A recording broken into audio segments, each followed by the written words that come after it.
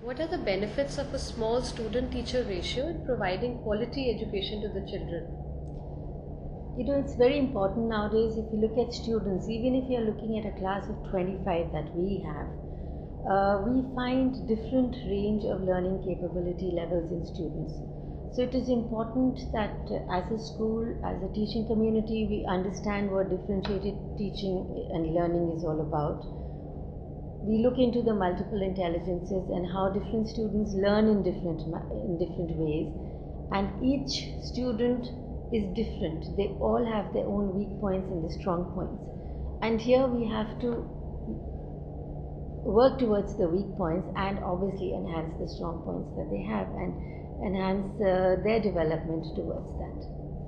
And how does Genesis help in that, or how does Genesis encourage the small student and teacher ratio in building better leaders? Yeah, actually, in the international curriculum that we have, there in that curriculum, it becomes easy as a school because they've given it to us, where they have divided English into 4 different levels, they have divided mathematics into 3 different levels, they have divided all the second languages into 2 levels, plus sciences also into 2 levels.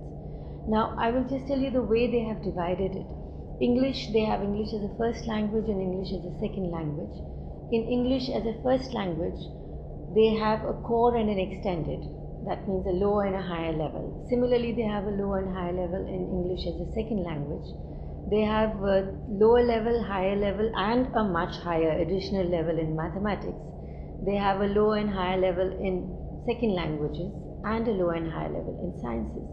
So for students who have different areas of stronger areas, they could do higher levels in that and lower levels where they cannot cope up with it. They possibly, of course, a student who's not really good with sciences is not going to pursue sciences as a career option. He's going to work or she's going to work more towards their languages, probably, and more towards humanities and creativity. So if that is what a student is capable of, that is what the student should be doing.